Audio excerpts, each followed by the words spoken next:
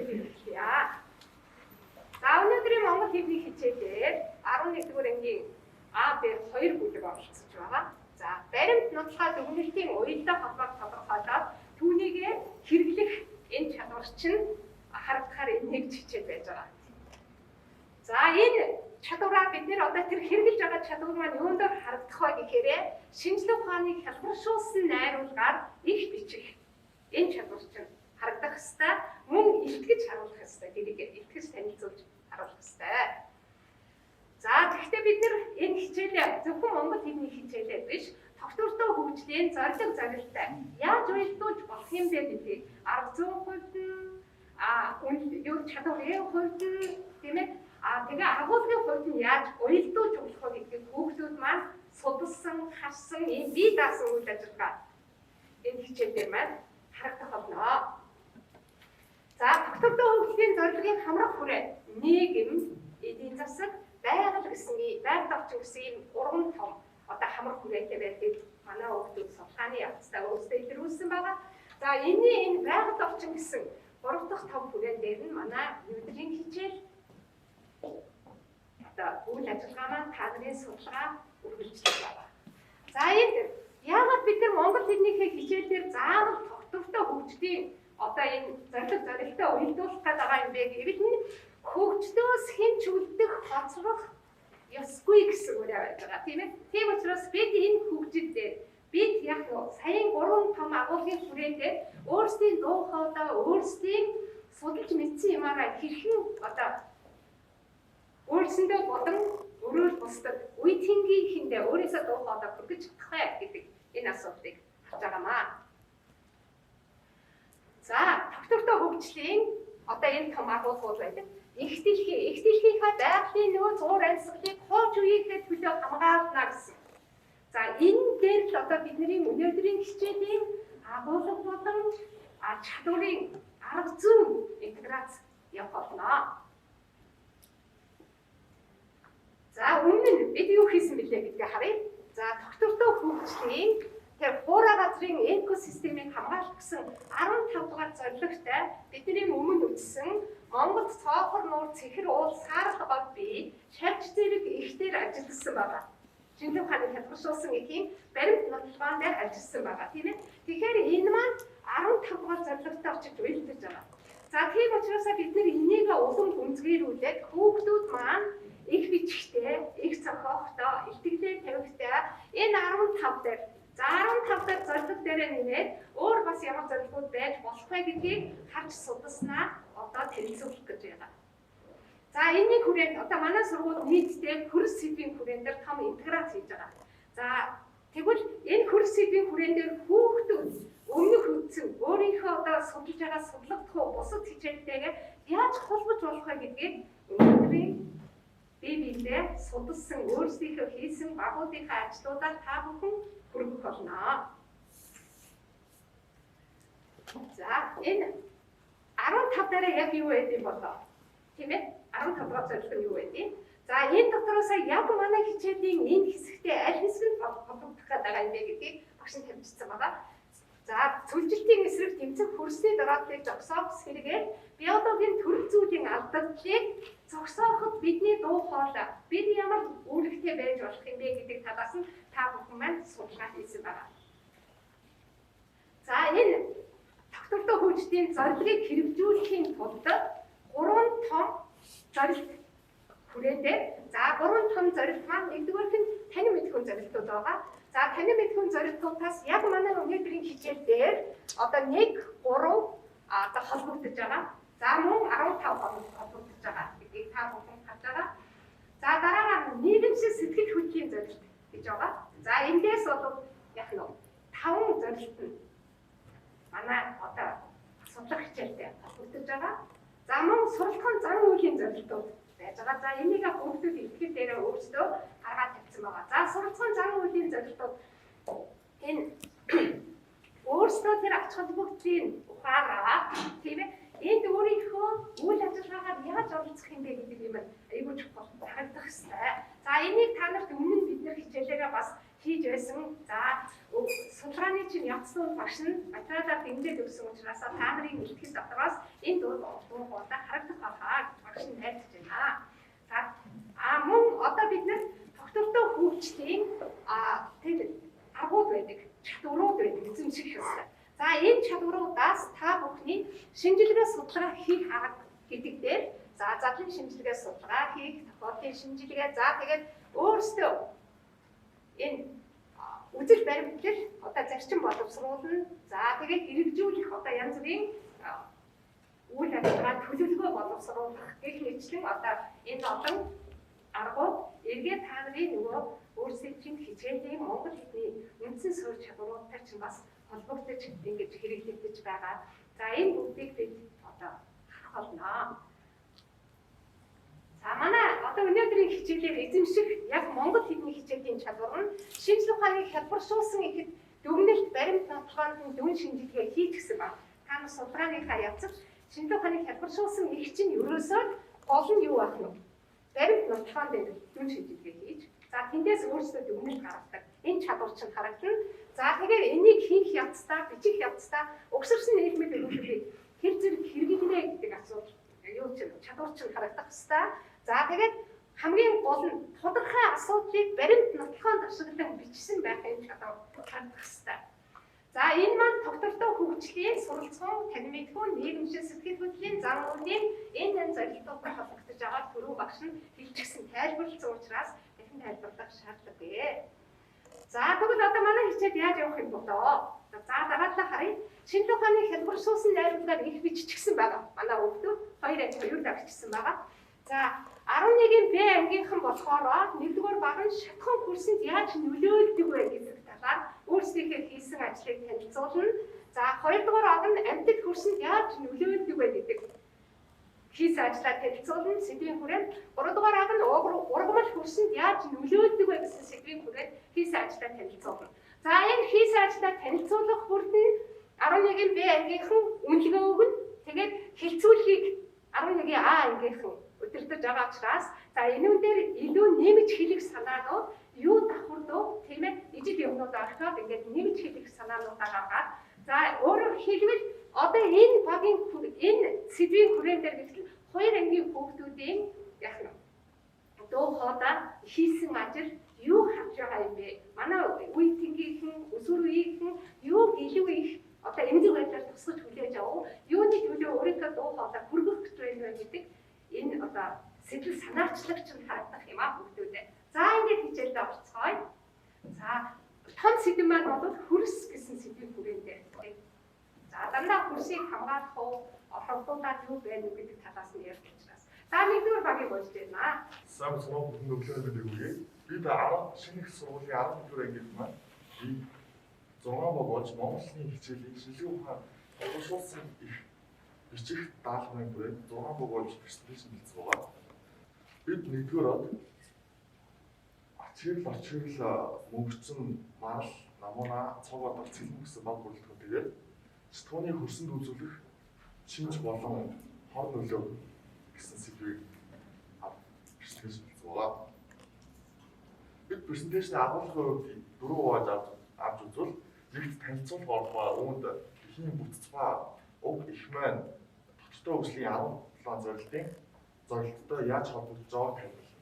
Энэ хоёр дахь сатууны хөрсөнд үзүүлж буй хор нөлөө асуудал хэмээн авч үзсэн бол 3 дахь шийдэл дээр хөрснөөс хэрхэн сатууныг гадаж авах гэдэг арга явсан.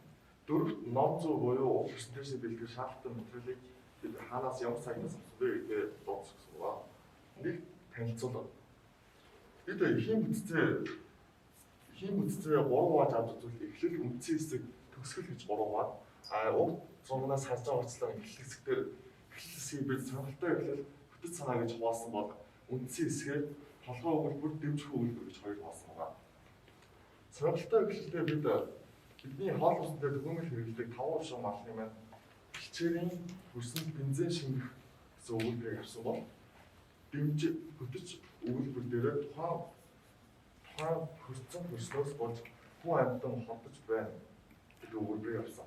Харин толгой өгүүлбэртээ хүний бид ямар нэгэн байдлаар бензин орсон бол ясны чөмрийг маш ихээр гэмтээдэг ба цусны дах улаан эсийн тоо бууруулж улмаар цус багталтай болох өндөр магадaltaй гэдэг өгүүлбэр авсан бол дэмжих өгүүлбэртээ стооны хөрс ба хүнд үзүүлэх хор нөлөө гэсэн өгүүлбэр авсан.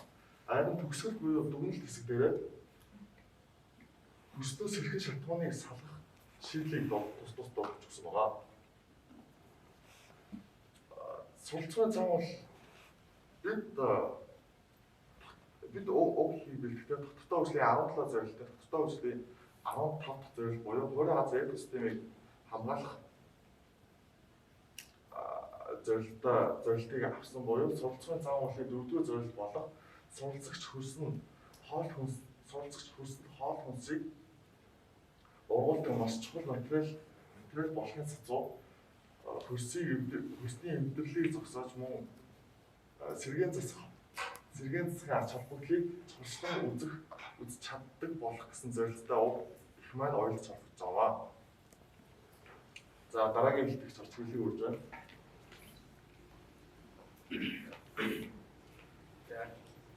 Одоо хоёрдугаар дээр асуудал гэж авсан. Асуудал нь нөгөө шатхууны хөрсөнд үзүүлэх хор нөлөө тэгээд хүнд бас хор нөлөө гэсэн байна. За эхлээд шатхуун болон хөрсний төвч. За шатхуун хурц үнэртэй цавир хөрөнгө эсвэл яваа өнгийн шиг юм. Шатхуун бол түүхий тусаар боловсруулсан 150 орчим химийн процент хөлмөг юм. Хөрс нь эрдэс органик материал, хий шингэн ба тоошгүй болон организмуудын нийлмэл ба ургамал ургах орчин, ус хадгалах, нийлүүлэх, цэвэршүүлэх хэрэгсэл дэлхийн агаар мандыг сайжруулагч организмуудын амьдрах нутаг гэх мэт олон үүрэгтэй. За шатхуун хөрсөнд үзүүлэх хор нөлөө. Газрын тосны бүтээгдэхүүний аргачлал хөрсийг бохирдуулж нөөц ус төрөгчийн агуулмжаас шалтгаалan физик механик шин чанараар өөрчлөгддөг. Эдгээр нөөц ус төрөгч нь нөхс сүгээр дамжин хөрсөнд нэмжиж газрын түвшний дээд хэсэгт хоригддог. Тиймээс бохирдсон хөрсний геотехникийн шин чанар зам байдлын талаар мэдлэгтэй байх шаардлагатай. 3. За газрын тосны бүтээгдэхүүн яагаад асуудалтай байдаг вэ? За энэ нь одоо хүний эрүүл мэндийн гэвэл газрын тосны бүтээгдэхүүн ундны усанд байхдаа хүний эрүүл мэндэнд хамгийн их эрсдэл учруулдаг. Олон газрын тосны нүүрс ус зөрөгч нь маш хөдөлгөөнтэй байдаг тул хөрсөнд байвал тэдгээрийн усны нөөц рүү амархан төвөрлөх боломжтой. Бензол, тулол, этабензол, кисол зэрэг хэд хэдэн газрын тосны нүүрс ус зөрөгч нь хор тавтар үүсгэх боломжтой байдаг. За газрын тосны бүтээгдэхүүн одоо энэ нь хөрсний эрүүл мэнд гэхээр муу. За бохирдсон хөрснийг утаагаар амьсгалснаар хүн газрын тосны нууц ус төрөгчтэй болох боломжтой. Нэгдүгээр төгөөд хүн бохирдсон хөрснийг залгих боломжтой бөгөөд энэ хүүхдүүдэд автар зам болдог. За газрын тосны зарим нууц ус төрөгч баг төвшөнд хот автар үүсгэх боловч ихэнх нь таны бид хор нөлөө багтай. Бүтээгдэхүүн болгон хор нөлөө багтай бүтээгдэхүүн болгон зарладаг. Гэсэн дэш баг төвшөлт гэсэн өртгөн хүүхэд насанд хүрэгчдийн эрүүл мэндэд муугар нөлөөлөв. За хөрсний эрүүл мэндэд гэвэл тэд хөрсний бичил биетэн дотор хор нөлөө учруулж тоо хэмжээг тэвхийг бууруулдаг. За энэ нь болохоор газрын тосны нууц ус төрөгчөөр бохирдсон хөрсний эрүүл мэндэд зөвөр нөлөөлдөг. Тэд хөрсний бичил биетэд хор нөлөө учруулж тоо хэмжээг тэвхийг бууруулдаг. Мөн микробын тоо хэмжээ идэвхжил буурах нь ургамалд бас нөлөөлдөг. Өөрчлөлт. Газрын тосны зарим нүүрс ус төрөгчийн ургамал авч дүүгэр олдог мал амт шаж зэрэг ширэхэд эрсдэл болчихдог. Тэгээд хөртлийн өндөр түвшинд үр нөгөө сагайл чаддгүй эсвэл нөгөө боловсрол гүйцэн ургамал нь нөгөө урахаа байдаг. Нөгөө зарим газар нөгөө тосны бүтээгдэхүүн маш цэцэн наалтахаа байж болдог. Тэгээд үүн нь хөрсөнд шингэснээр нөгөө ус агаар шилжүүлэхэд хүндрэлтэй болж үүн нь нөгөө гадаад төстэй шин чанар өгдөг. Тэгээд газрын тосны бохирдлын Одоо энэ зурган дээр одоо энэ бохирдсон хөрс тэгээд дүүнийг нэгсээрүүлээ тэгээд энэ.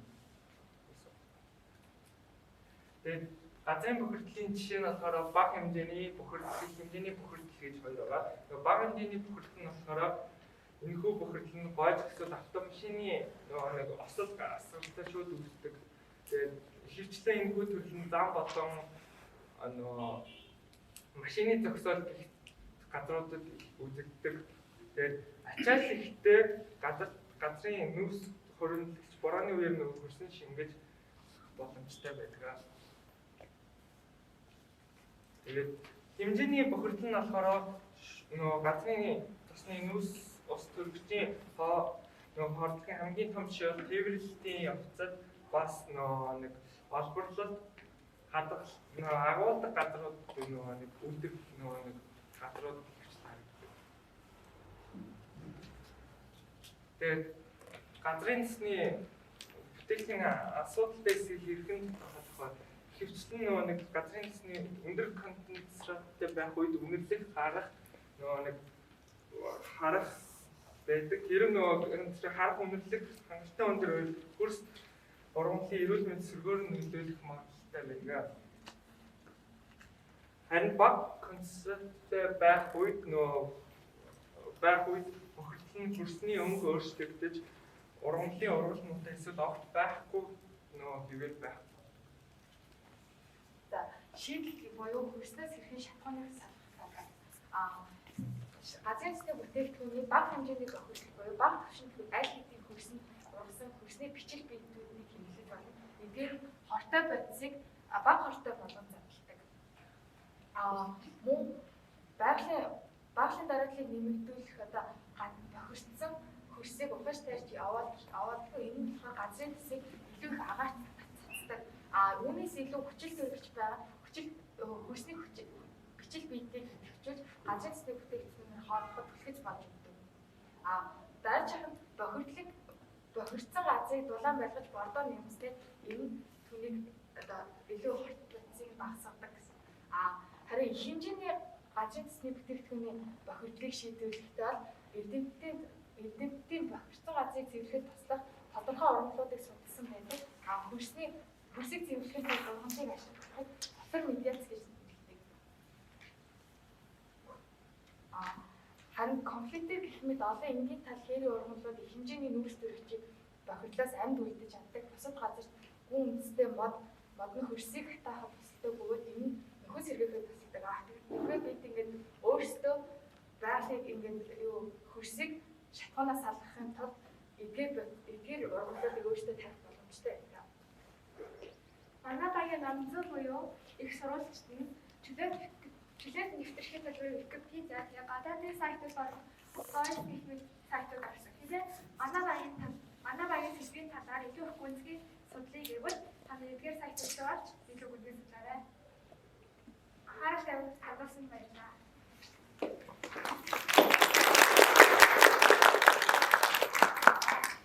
За асуулт эдний баг суугаад өгнө үү? Манай ингээд багаас нэгдүгээр багаас асуулт тийм байна. Асуулт тийм.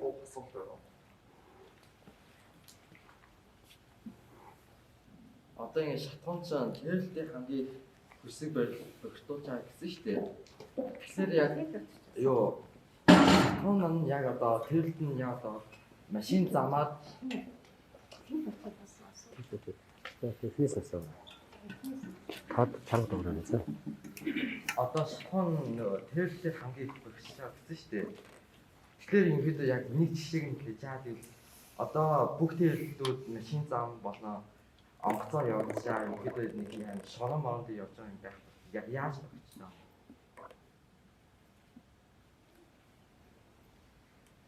Тэрлийн тулд одоо гимбэл гарах юм бол энэ одоо замаас хайлттай хөслөө боос тэр хөсөндөө шингээс ингээд хөсөндөө тархах үйлдэл за нэг чинь За баярлалаа. Нэг асуулт авсан гэсэн байгаа тийм. Асуулт. Нэгдүгээр ангийнхантай баярлалаа. За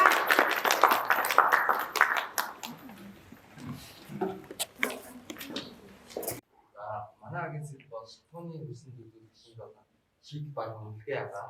Тэгээ манай агт бол би тэгээд Марал, Мустафа, тэгээд Намон, Тэлмэн, Цэнгэл, Ихэн билгээд хүмүүс байна. Тэгээд ерөнхийдөө энэ манай сурж байгаа зорилго нь ерөнхийдөө тогтвортой хөгжлийн 313 15 зорилгоудтай хоорондоо нийцэж харилцаж байгаа. Асуулт ерөнхийдөө шатуунд ямар бодсон хөрсний багшлыг үүсгдэг вэ гэдэг. Тэгээд хөрсийн эрүүл байдлаа ямар зүйлс шаардлагатай вэ? Өдөрт тутамдаа хийж болох зүйлс байгаа юу гэдэг энэ асуултанд бидний судалгаа хийсэн байгаа. Тэгээд шатуунд ямар бодсон хөрсний багшлыг үүсгдэг вэ? Шатуун үед бүүн дотор агуулгын хөрхийн давхар болон азотын эсдүүд агаар мандал гарч ус хүчит төрж гэх бодсонтой урд орсоор хөрхийн болон азотын хүчлийг үүсгэдэг. Шатуун нүүрсэн тусан дийдгсэн 3-4 байдаг. Тэгээд эдгээрээс нүүрсэн түвшин хамгийн хөрхийн үүсгдэг бол дийдэг түвшин 3 түвшнээс хамгийн бага үүсгдэг. Тэгээд хөрсийг эрүүл байлгахад ямар зүйлс шаардлагатай вэ?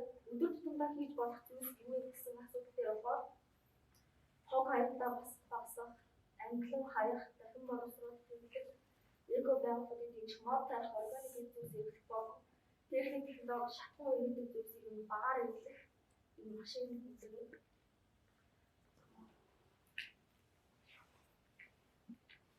За газрын тосны нуурсус төрөгч өөрчлөлтсөн хөрсний эрүүл мэндийн зөвлөгөөг нэрлэх энэ хүний эрүүл мэндийн төлөвлөлтөд харьцуулахад маш бага концентрацтай тэд хөрсний бичлэгтэй хот хөлөг боочтой хэмжээг эцгийг бууруулдаг. Хөрсний микробуудын шин хэмжээний ургамал хөрсний бичтэй болоход тусалдаг. Микробын том хэмжээнд идэх зүйл ургамал бас нөлөөлдөг. Газрын тосны зарим вирус төрөлчдийн ургамал авч хаз ан идэх шаард хэмжээгээр эсдэг боловсруулах. Төрөлхийн өндөр түвшин зүгээрэн зэрэг чадахгүй зарим тохиолдолд болцох үүсэн ургамал утгаар байсан байдаг. Зарим газрын тосны бүтээгдэхүүн маш хугацаанд наадам хай байж болно. Энэ төрлийн газрын тосны бүтээгдэхүүн хөрсийн хөгжлөж улс агаарын орнотын өнсрөө шилжүүлэхэд хүндэтгэл байдаг тул ардаа төстэй шинжтэй бий. Анхаарал хандсан байна.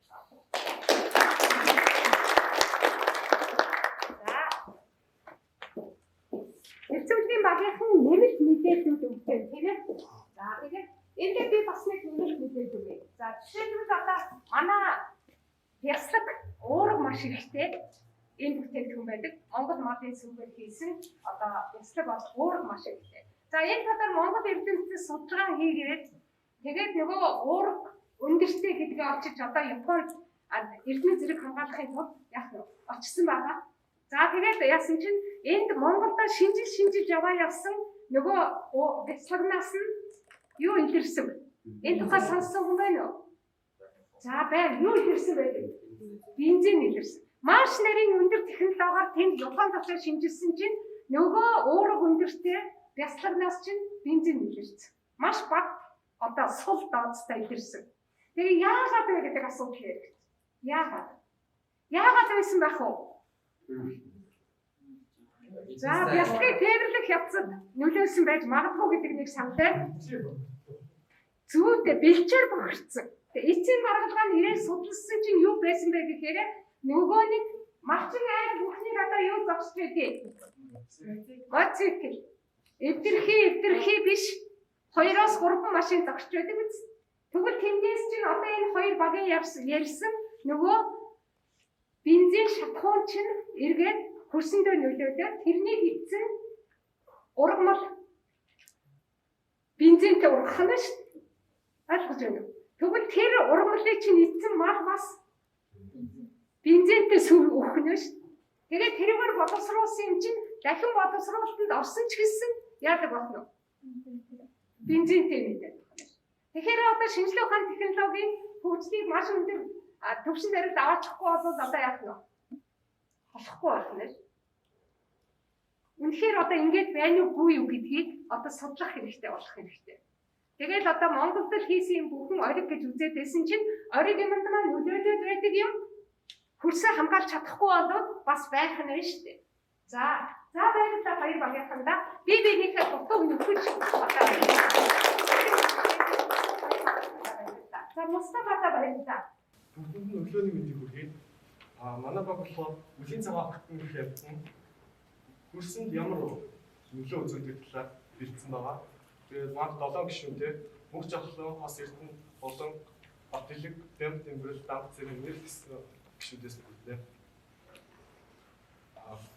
Үлийн цагаан хатны хэрэггүй амтнд таар душуул устдаг гэх үгийг иргэн тэр дундаа малчин дээрж явах эзэмгүй сонсон. Тэгээд нийл амтны гар үсэд мэдээлэл өгөхөөс үлийн цагаан хатны гэж амт нь боломжтой төстэй жижиг мэрэгчлүүдийн амтан ба жижиг нүд жигтэй амт юм аа. Үлийн цагаан хатны тухайд 10-20 мянган жилийн өмнө Хятадын нутгаас үүссэн ба жил бүр үлийн цагаан хатны талаар судалгаа хийхэд 7-9 жилийн хугацаанд хэд олширч байсан бол ил үед 3-4 жилийн тутамд хэд олширдаг болсон байна. За дараагийн слайд дээр болохоор манай үлийн цагаан хат нь одоо бэлчээрт ямар одоо сөрөг талтай байна гэж ярьсан байна. За үлийн цагаан хат нь бол хээрийн бүсийн биогенезийн систем дотор түүний салшууны гишүүн байх бодисын хэвтэд тодорхой үйл үүсгэж байдаг юм. Гэвч сүүлийн жилүүдэд манай орны 17 аймгийн нийт 113 сая га бичгийн багаас 40 сая гадна үлийн цагаан хат тархсан байдаг. Ингэж үлийн цагаан хат нь хүрээгээ хийснээр одоо бичээрийн үе шинтэй оромлоор хоолно. Бичээрийн оромлыг 90% хүртэл одоо сүйтгэж мал аж ахуйд ноцтой хүндрэл учруулсан байдаг. За октны олшрох үедээ 1 гаад 1000 гаруй толгой өндөж цаашлаад өдөр тунжаар энэхүү 1000 гаруй толгой өдөр тунжаар 4-5 кг ялгадас гаргаж жилдээ 2 тонн орчим ялгадас гаргаж түүхрээ хөрсийг болцдог гэсэн баримт байдаг. Мөн нэг даваа талаас ярил мөн хөрсийг сэрэг сэмтийчин хаашаа 1 м газар дөрөв цаашлаад 1 гаар талбай 40 мянган нөх малтаж татваршин татварлагдсан хөрсийг сэрэгжүүлэн агааржуулж байдаг гэсэн бодлого байдаг. Мөн нэг бүх хэвцэд газрын хүнээс өнгөрөх хэсэг рүү эвдэс бодис иргэдийн онцлогтой байдаг юм аа. Өөрөөс 3 жил хотын нөлөөгөөр иж бүрэн сайжирсан хөрсөнд зөвлбөрийн ургаж сайжирдаг гэсэн баримт байдаг юм аа. Үлийн цагаан хат нь малын бичээр газар нутагт талхалдаг гэж бараг л харахтай адилхан үзэж үүнийг үзээр насгах үйл ажиллагаа жил бүр Монгол улсад явагдагч төдий чиний үнэ хэрэгжиж чаддаггүй. Яагаад гэвэл үлийн цагаан хат нь жил бүр ухраас байршдаг. Нэг баримтаас дурдвал үлийн цагаан хатныг тоо толгойг нь зөксөлж байдаг эдгээр амьтад байдаг. Эдгээр амьтаас дурдвал өнөг, херс, мануул, эдлэг шонгор, сар шонгор гэсэн амьтад байдаг. Эдгээр амьтны зохих хөстэй байна. Ангах хөстэй байдлаасаа хэтэрсний улмаас цаашлаад автомтой тэмцэгчдийн амьдрах орчингүй бол цаашлаад энэ нь өөрөө үлийн цагаан хатныг байх ёстой хэмжээнээс даваад байгаа гэсэн бодлого байгаа. Өмнө улсын төсвөөс сүүлийн 40 гаруй жил саяар нь төсөв зарцуулдаг. Цаашлаад энэ нь өөрөө хол цэцгэн хүн амьтан болоод ургамлын амьдрал нөлөөлөх хор шиг нэрийн тооцоогүй нутагтал байгаа гэж бидний зүгээс дүгнэж байгаа. Нэг гар талбайд 80-100 орчим үлийн цагаан хатны байвал энэ нь цаашлаад хүс ургамал амьтны аймагт сайн нөлөө үзүүлж хөрсийг сэргийлж хүний шороог ялцмаар баялаг нэгэн хөрсөндөө гаргаж ирдэг. Ингэснээр хөрсөнд үжил шин сайдаа шин хахад бий болж агаар ус дулааны солилцоо итгэдэг гэж үзэж байгаа юм аа. Үлийн цагаан хатны биологийн механик аргаар 22 оны 4-өөс 6 дугаар сарын хугацаанд улсын төсвийн 471 тэрбум төвөргөөр санхүүжилттэй хэрэгжүүлсэн байдаг. Энэ ажил 20 аймгийн 195 сум, 4 аймгийн хотын гэсэн өвгийн 223 сая гарчийн талбай хамбалдан мэрэгч амтны шимжгийн хөнөөлөөс хамгаалж мал аж ахуйн үйлдвэрлэлд ашиглах боломжийг бүрдүүлж ажилласан. Ингэснээр эдгээр шинжилгээний байгууллагаас гаргасан нийлж тэмцэх шаардлагатай талбай 15.75% тэмцэх ажил хийсэн байдаг. Бичээрийн ургамал хамгааллын ажлын 23 оны гүйцэтгэл нь өмнө оноос 600 гаруй байгаа сүүлийн 10 жилийн дунджаас 1 сая гаруй байгаа нэмэгдсэн байдаг. Дүгнэлтийн төлөвлөлөөр бидний гаргасан санаа бол дутагтай хөгжлийн 10 дугаар зорилгын хүрээнд буюу пуурын газрын экосистемийг хамгаалах. Нөгөө талаас ил амьтан орширсноор залхуу мачтыг зовлон төрөөж бизнес хийж буй хүмүүсийн буруу шийдвэрийг хүлээн зөвшөөрөх. Альфа амьтдыг аажигтайгаар хөнөөж байна. Хүн экологийн системд гар хүртэл тун боломжтой хянуур хандахгүй бол хянуур хандаж судалгаа мэдээлэл сайн авч дүгнэлт гаргахгүй бол үхэж болшгүй том хөрөл өсрөөд. Тиймээс манай багийн зүгээс одоо энэ талаар багцсан таниулсан мэдээллийг олгосон байгаа. За анхаарал хандуулсан та бүхэндээ баярлалаа.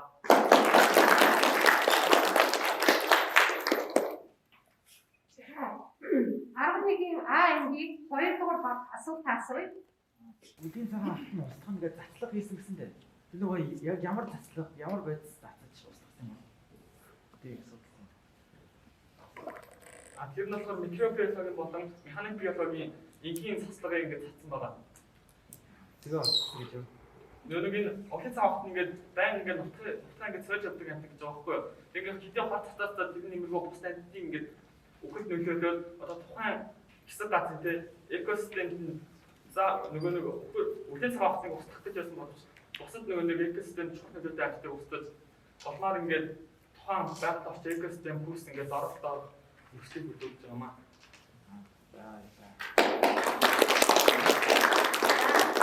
Нэг асуулт асуугаад эдний гарчгад их сонирхолтой байна да. Гарчг руу боцтой.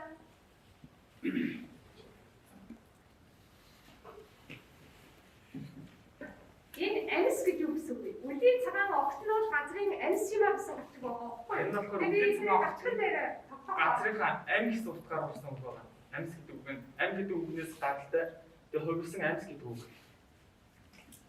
За танаа өөрсдөө одоо шиний хүүс гэж хөө эсвэл ямар нэгэн их сурвалжаас олов.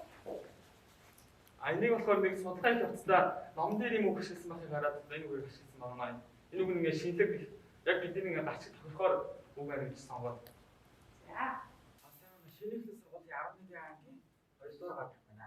Манайхаар бүрэлдэхүүн болохоор усан нороо, наран зул, батбуян, цэглмаа, зэвс одон, номын бүх төвшин гэж бүрэлдэхүүнтэй ажилласан байгаа. Бид Монгол хэлний хичээл дээр шинжлэх ухааны хялбаршуулсан бичих сэдвийн хүрээнд дор бид амьтад хөрсөнд хэрхэн нөлөө үзүүлдэг вэ гэх сэдвийг сонгосон. За бактерийн хөрсийг илүү сөргөх чиглэлээр өргөжлөлтэй болгох гэсэн. Тэд задаргын өнгөд зүгээр нүүрс төрөгчийн нэгдлүүдийг бэлтгэв. Тэд хөрсний бохирдуулагч бодис хэмждэг статистикийг үүсгэв. Таашлаар тэд хөрс жоохон чанга дугаарай. хөрсний уус хадгалагч чадварыг сайжруулах өвчин алдахад оролцдог. Бусад баримтын ургамал хөрсөнд бактери байгаас ашиг бүртгэв. Эдгээр үеийн хамгийн гол ахуйд амьдардаг царай ганц хүн юм. Хоёрт вог болон вог хөрсний чиглэлээр үлдэн шилдэг болгож ургамлын ургамлын хангамжтай болгодог. Тэд ургамлыг ургацдаг бие хангалттай агент бүрт ажилладаг. Дуу хахад шилжих хүртэл чаддаг. Урд ань хийдэг хаа. Шаран хахаа бол хөрсөнд амьдардаг энэ ангийн хамгийн сайн жишээ юм. Тэд хөрсөнд гаргаж тэндээ амьдардаг. Тэд хөрсөнд ус гаргаж ус нэвчээр хөрсний үржил шинийг нэмэгдүүлдэг. Энэ төрлийн анализийн жишээ бол хойч гэрмөрүүдийн хамгийн сайн нэг юм. Шаран хахаа өгсөн яздарч буй бодисыг задаж жил бүр нэг акр тавтай хэдэн тооцдог. Тиймээс тэд хөрсөндөг шинийг шин тэжээлийг хятад бодсон мөрсөд тусдаг. Туулай бид их бид амьтад нөхрийн ухаач өгсөн хөрсийг холиод ингэж байгаа. тэдний ингээ бий болсон нөхөр нь болохоор агаарын урамтлын үндэс рүү ингээд нэвтрүүлж ингээ усыг ингээ хөлснөөс гадагшлуулдаг. Тэгснээр урамтлын үндэс ургах боломжтой орон зайг бий болгож шавжууд хөлсийг утгаж агаар ус хөлсөнд нэвтрэх хэрэг гардаг. Шоргоолж зох дөсөглөл нэг туулай гахаа гэх мэт олон төрлийн амьтад хөлсөнд амьдардаг. Тэд нь болохоор эзэн зүйлээ хог хаягдал болгож хөлсөн дотроо ингээд байдаг байгаа. Тэгээд тэд нь болохоор газар доор ингээд оромжоор байдаг. Энэ слайд дээр болохоор бид өрсөн дижилтэн ба хөрс хоёрын хооронд уялдаа холбоо тавьсан байгаа. Тэдний хоорондоо уялдаа амар сайн холбоотой байдаг. Ягаад гэвэл амьтад хөрсөн буюу уус амьтад хөрсөнд ороод би өвс ногоо гэдэг амьтдыг гэдгийг хүн мэднэ. Харин хад өвс ногоо гэдэг чин сайхан өвс ногоог ургуулах боломжийг өрсөн дижил амьтад бүрдүүлдэг. Бас эдгээр амьтдын ядагцсан нэрбэд хөрсөнд бордоо болдож үлдэж шишин гоё сайхан өвс ургуулахад тусалтай байдаг. Хамгийн дунд өрсөн дижилтний жишээ бол бидний өдөр тутамд бид идэж бас тэгээд маллаж хэрэглэдэг 5 шум байна. Миний хичээлийг судалж байхдаа хагд өвс гэж угаагаараа үндсэн өвс гэдгийг олж мэдсэн. Энэ нь хагд өвсийг цастай хамт идсэн мал нь тарх дэврэг сайтай байдаг. Өмнөх багийн ярьсанчлан энэ үлийн цагаан авахны үйл баг сайн судлан ярьсан. Тэгээ бас үлийн цагаан авахнаас өөрөө ч хэлсэн байл та. Би ашиг байна биш ээ гэдэг. Энийг бид нараас ингээд судалгаа хийгээд бас өмнөх баг шиг баталсан байгаа. Өмнөх багийнхаа давтаа хийж. Үлийн цагаан авахт нь малын голсон урамлыг гэдэг чинь бүх ухаж үлдэх хүсийг сэргийжүүлдэг зэрэг олон даваа талтай. Мөнгөний нарийн агаарын болон газрын махчин амьтад хоолд хүчээр экологийн нэрний урсад маш сайн чухал үүрэгтэй байдаг. Хөрсөн олон амьтдын амьдрах орчныг гүйцэтгэдэг тул амьтад бас хөрснөөс хамааралтай байдаг. Зарим төрлийн амьтад хөрсөнд амьдардаг бөгөөд хөрсийг орон сууцны үндсэн төрөл болгон ашигладаг. Жишээ нь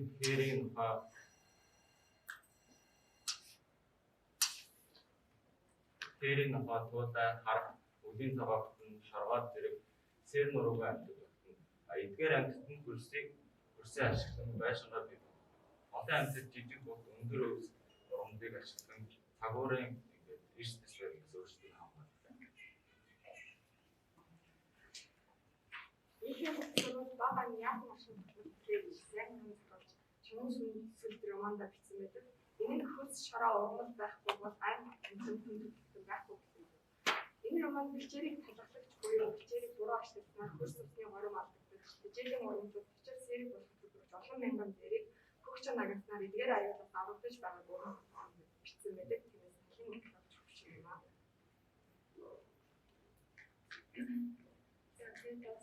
Амьтад бас ачтаас болон сүрийн үйл бас гэдэг. Тэгэхээр говийн хүүхдийн инженер буюу холон гэдэг юм. Холонны ач тусны гэх юм бол газрыг ингээд түрээгараа ухаад тэгээд ус гаргаж худаг үүсгэх том үндсэн болдог.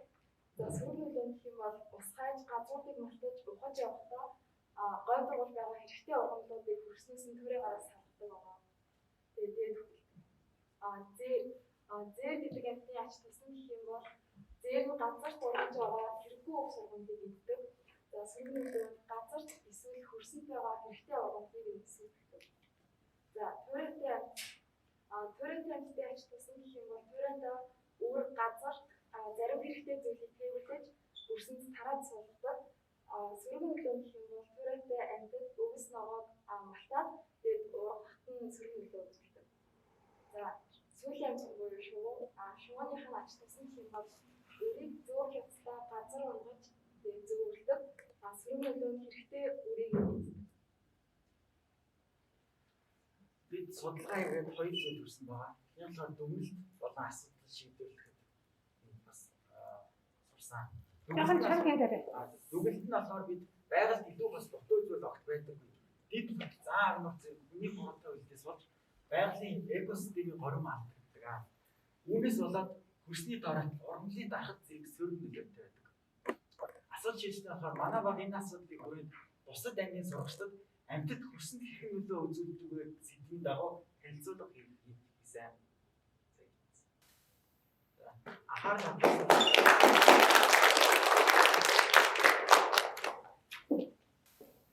баярлалаа. За ингээд одоо хүүхдүүд маань их олон санаа хоёр багийнхан маань гаргасан байна. Их олон зүйлийн судалгаанууд хийсэн байна. За тэгээд баярлалаа. За тэр чонон сүд дээр хэлсэн тэр орийнх нь яагаад заавал үнгийн цагаан болсны маань устгаад өгөөч, устгахгүй байна, тэр юу ч хийхгүй байна гэж байна гэвэл орийнх нь чинь нөгөө нэг чоноо агнаждаг. Тэгэхээр чинь говьд чоныг агнахад одоо тал газар чоныг агнахад маш амархан. Хорогдох газар байхгүй. Тэгэхээр одоо яг нь чоныг агнаснаас болж одоо чонон сүд дээр байж байгаа шүү дээ. Огт нь хэлбэг шиг ийм боломж үлдээдэг гэсэн. Тэр саяын санааг одоо бас эдний багийнхан гаргаж ирсэн. Одоо баярлалаа. За баярлалаа. За сайн байцгаана уу бүгд энэ элемент биш шифоныг сэсэх бодлогоор манай модер хэмжээ хүсэл нөлөөлөх гэдэг туссан байгаа. Агуулгын болохоор эхлээд хэсэг үнцэн хэсэг төгсөл хэсэг гэж 3 хэсэгтэй тэгээд үнцэн хэсэгт нь болохоор даваа тал сул тал төгсөл хэсэгт нь шийдэх санаад дүгнэ. Суралцгай зорилго. Доктортой өвчлөлийн зорилго 15 суралцагч хөрсөн хоол хүнсийг ургуулдаг маш чухал материал болохыг дүүжлэх хөрсний эмдэрлийг зогсоох эсвэл сэргээд зааж холбогдлыг чухалчлан үзэж чаддаг. За зам үеийн зорилго 4-ийг авсан байна. Энэ 12-ын 4-ийг авчих. Доктортой өвчлөл нь болохоор уурай газрын экосистемийг хамгаалах. Дээд сэдвүүд нь болохоор бид нар ургамал мод хүсэнд төжүүлэх сайн тал гэдэг давчлалтыг бууруулна, хөрсийг сэргийлүүлнэ, үндэслэх хүсэл шин хилээд нийлүүлнэ. Давчлалт. Хөрсөнд натрийн карбонатын хэмжээ ихснээр натрийн ихээр их шингэж удмаар хөрс сожирддаг.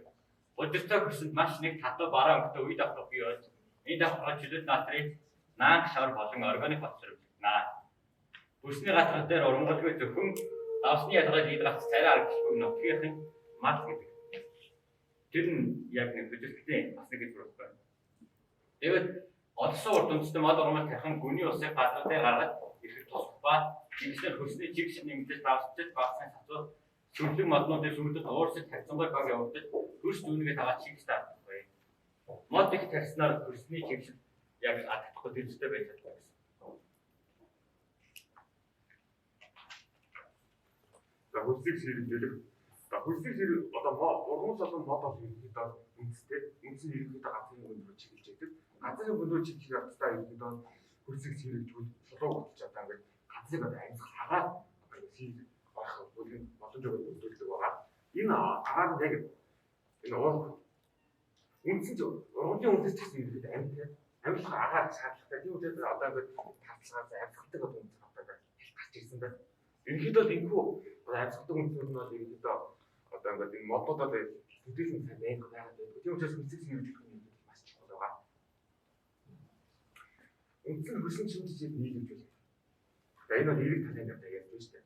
Одоо ингээд үндэс чинь одоо ингээд өөртөө ингээд хэрэггүй болсон гэж харуулдаг. Одоо шилээ амин нэрчил сахар энэ бодисууд нь хөрсөн хэрэгтэй. Хөрсний микро одоо ингээд амтлаад микро болгох асар их хэрэгтэй байгаа. Одоо энэ зурган дээр харагдаж байгаа одоо ингээд жижиг одоо ингээд савж олон одоо ингээд мөөгөн зэрэг болон одоо ингээд хөрсөн хэрэгтэй бүх одоо сэргийлүүлэх хэрэгтэй. Тэгээд ийм бодисуудыг бол өдөр болгож хийгээд авчиж байгаа. За одоо ингээд ургамал хөрсөн төлөвлөлт сөрөг талыг бодож байна. Энэ болохоор монокулчур болон шинжлэхийг илүүж байгаа. За монокулчур юу? Монокулчурын моно гэдэг нь хэрэг нэг ганц их утгатай. Тэгэхээр кулчур гэдэг нь ургуулах харагдана. Ургуулахын одоо ингээд арга хагас утгатай. За монокулчур юу гэхээр нэг төрлийн одоо төмс нэг төрлийн ургамлын нэг талбайд асар ихээр нь өөр ямар ч ургамал байхгүй гэдэг. Тэр үед энэ одоо ингээд тэр ургамал зөвхөн ямар нэгэн нэг төрлийн шинжлэлийг аваад байдаг. Тэгээ зарим шинжлэлүүдийн үлдээгээс ерөнхийдөө хөрснийг ерөнхийдөө хөрс биш болж байгаа байна. За шинжлэлийн хэлбэр. Одоо шинжлэлийн хэлбэр нь юу вэ гэхээр одоо таны монокулчурээс болон үлддэг. Тэгээд шинжлэлийн хэлбэрүүд гэхээр ургамлаас үлдээ кадми хад толгой гэхэд хүн болон амьд хортой ингээд бодисуудыг болж ирэх. Ялгахаа болж ирдэг. Ялгахаа болохоор ургамлаа нь одоо ингээд тэр бодисуудыг одоо үнцээрээ шингээж аваад. Тэгээ үнцээрээ шингээж авахаар тэргүүрээр одоо мал амьд хоолсон. Тэр мал амьдыг одоо хүн болон бусад амьд одоо хооллоход тэр ерөнхийдөө татвар ингээд адилхан ингээд бензин шиг ингээд гараад явж идэг. Тэгээд ерөнхийдөө энэ маш удаан хэрэг тийм байдлаар яваад татвар бол маш ихтэй.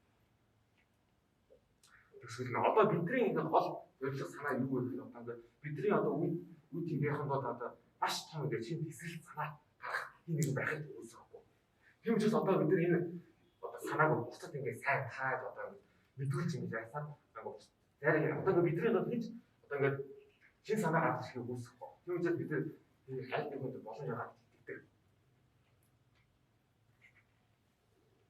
Одоо ингээд бид нар одоо мэдээллүүдийн одоо их сургуулиуд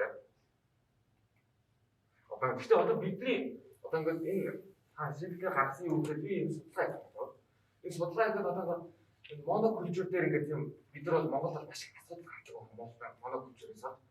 Тэгээд бидний одоо энэ шийдлийн юм уу гэхээр одоо фермүүд болон фермүүдийн ногоо тавьдаг хүмүүс маань одоо ингээд нэг жилдээ ямар нэгэн орлогод одоо тавьдаг. Тэгээд таа дээр нь тэр орлого дахин айгүй олон жил маш олон жил тавьсан одоо тэр хүмүүсийг ихэд одоо шинэ жилийн автаж юм тэгэхээр ингээд үр жимгүй хийснээр одоо ингээд бодоо хийж нэмэргүй болдог.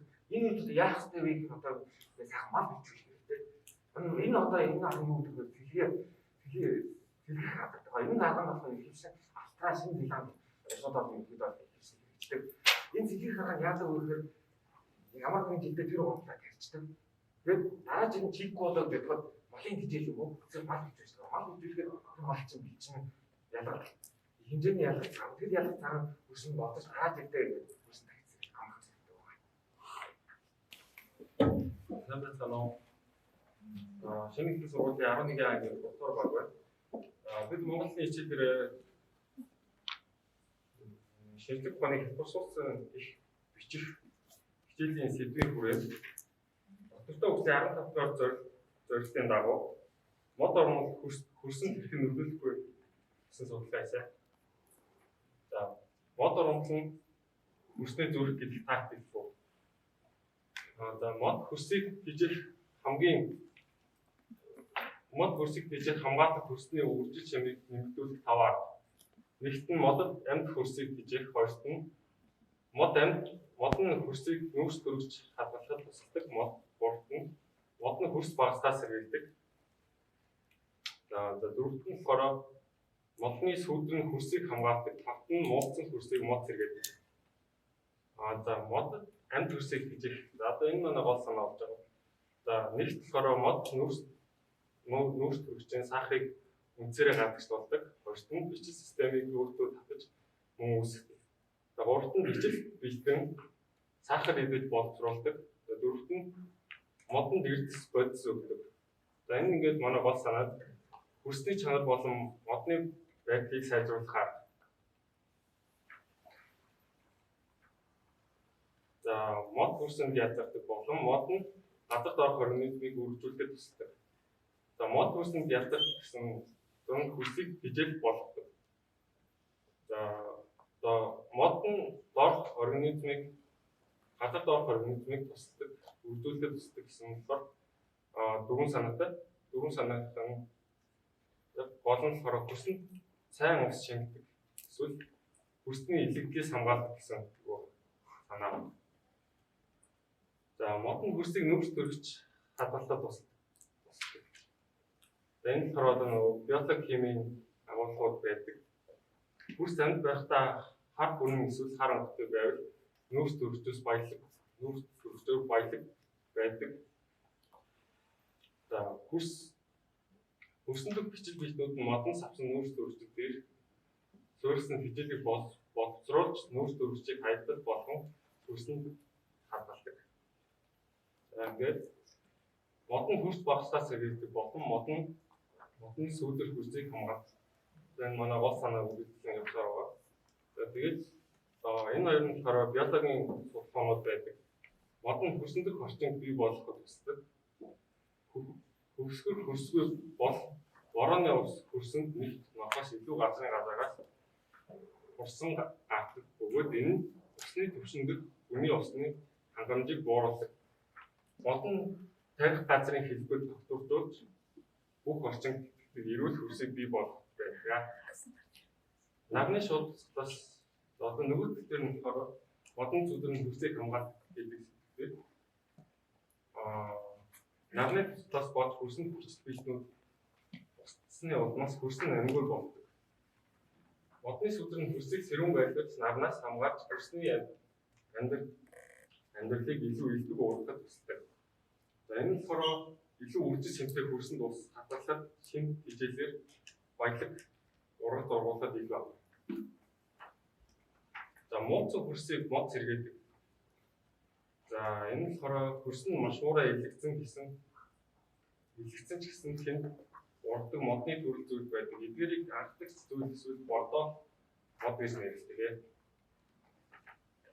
За мод хөрсөн хэвхэн муугаар нь байдаг бай.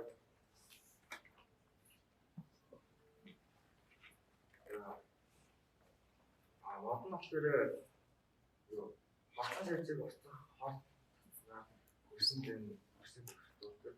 Тэгээ бас тэрэг утастай сайн химийн бордоо хийснээр бас хөрсийг хөрсөн жугаар нөлөөдөг.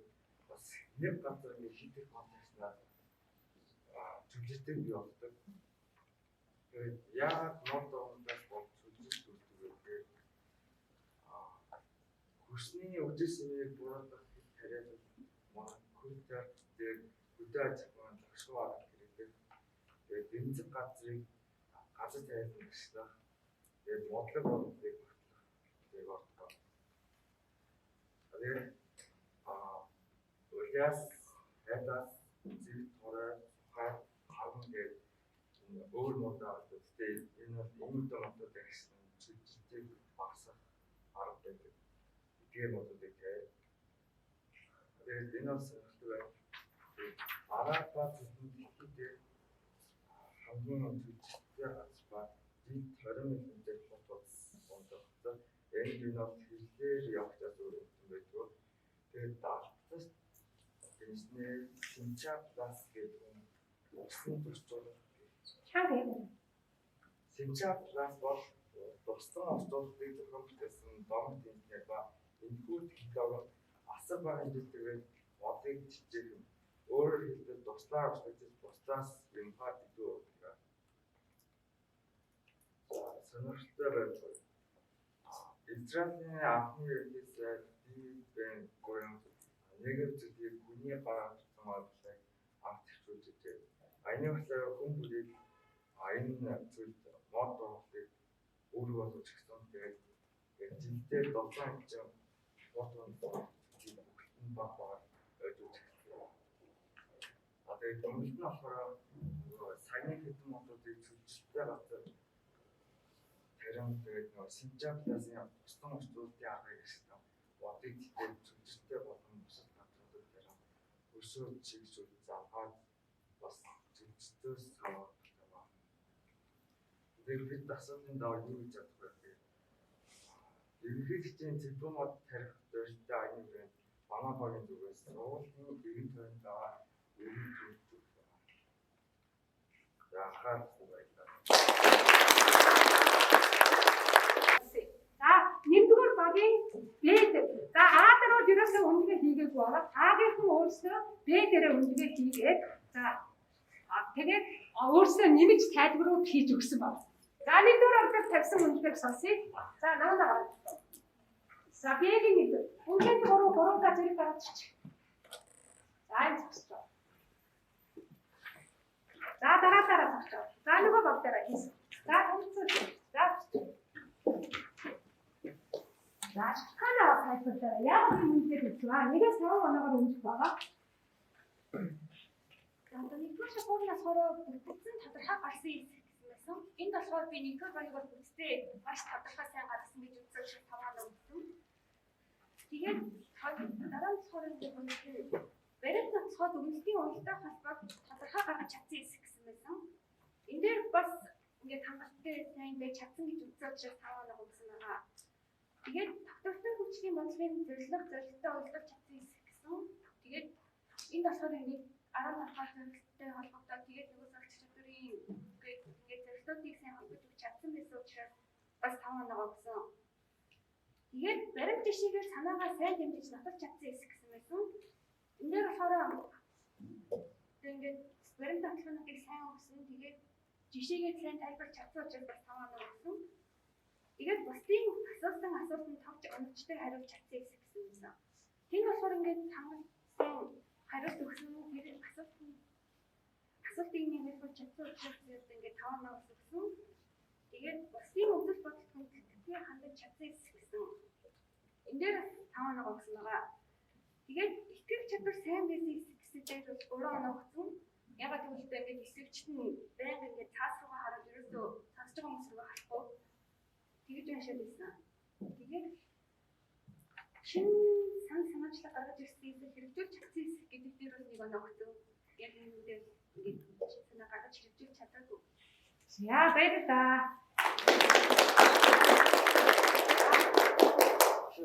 Шууд гурван багийн гэхгүй яа юм шиг байна.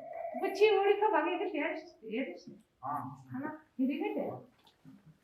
Үүнээс хоёрдугаар баг үлээ өгсөн байгаа. Хинх бол тодорхой гарсан хэсэгтээ 4.5 оноо өгсөн. Бүтсэн хараа гарсан гэсэн нэг зүйл дотор байсан байна. Чам.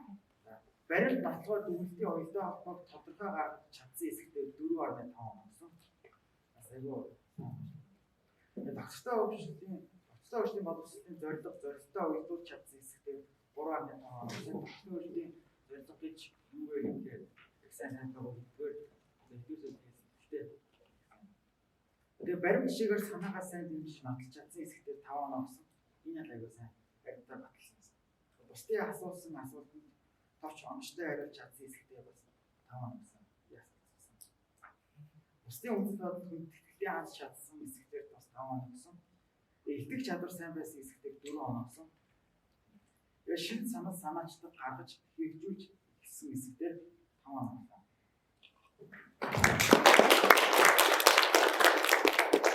Яасан учраас 5 оноо өгч шин санаачлаг дээр Нөгөө нэг юуны цагаат ярьсан шүү дээ үүлийн цагаат. Тэр үүлийн цагаат үүлийн цагаат гэдэг ярьсан шүү дээ. Тэрэн дээр болохоор ингээд үүлийн цагаат нь баг нэг сайн их судалж байгаагүй. Тийм болохоор яг тэр хөрсийг үүлийн цагааттай яг холбож ярьсан юм шинэ байсан шиг санагдсан. За тэгж бодсон байх тийм үү? Мэдээлэл шинэ байсан учраас эднийг оноо өгсөн байх. За баярлалаа.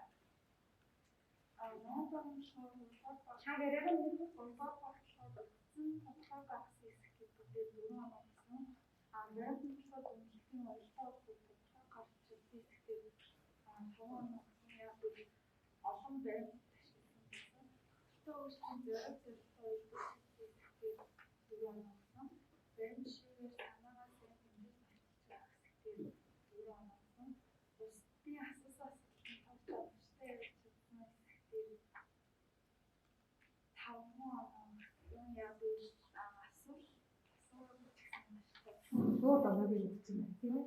Алдаг чадвар сайн хэсэгтээ 5 оноо өгсөн. Шинэ санаачлаг гаргаж хэрэгжүүлж хэсэгтээ 3 оноо өгсөн. Шинэ санаа гаргаж гаргасан ч гэсэн хэрэгжүүлээ. За баярлалаа. Энийг багшаа.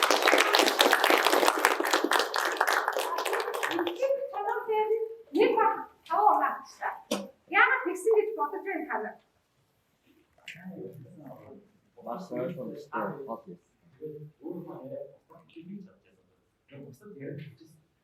За баярлалаа. Зөвхөн уншаагүй өөрийн угсаад тэрийгээ Өөрийнхөө бодлыг бас бас инглиш давхар их. оо Бас ингэ дөрөв болоод таагаад байна. за баярлалаа. За ингээд шинжлэх ухааны хэлбэршүүлсэн найруулгад их бичиж оролцох хэрэгтэй байсан. Үнэхээр эднэрийн энэ одоо тавьсан 6 одоо багийн тавьсан юм шинжлэх ухааны хэлбэршүүлсэн найруулгыг мөн гэдгийг батлах юм юу вэ? Та нарыг за яг монгол хэлний за доктортой хөгжлөөр бол үнэхээр яг нь бас сайн юмнууд хийж өөрсдөө их мэдлэг өргөдлөж олж авсан байна. Олон хичээл дээр интеграц хийсэн байна. За мөн одоо хүүхдүүд ингээд хийцэг газар зүй биологийн хичээлтэй их илүү хөгжиж байна. За би бас нэг олж харсан юм нь ном зүй ашиглах дараа англи хэлнийхээ хичээлийг одоо чадвар илүү хөлбөр байсан учраас дандаа ашигласан материалууд нь ихэвчлэн юу байсан бэ? Англи хэл дээр байсан. Энэ сайтуудыг санал болгосон байгаа маань энэ монгол хэлний маань хичээл бас яг зөвхөн байгалийн ухааны хичээлтэй холбоотой төдийгүй бас хэлний маань англи хэлний маань тэр мэдлэг чадвартай холбоотой байжээ гэж ингэж хараад баярлалаа. Их олон мэдээллүүдийг олж харсан байлаа. За шинжлэх ухааны хялбаршуулсан их мөн байсан гэж батлах юм бэ? Юу вэ? Ямар онцлог байдаг вэ? За би Яг зарим байгууллагууд тэрхүү нэр томьёо ашигласан байсан ч бас өөр зарим байгууллагууд яг нэр томьёо ашигласан байсан ч биднээсээ гадна хил дээр өргөж бусад авиргаж чадчихсан учраас. за ерөөсөө шинжлэх ухааны хялбаршуулсан найруулгын гол шалгуур нь юу байдаг вэ хүүхдүүд?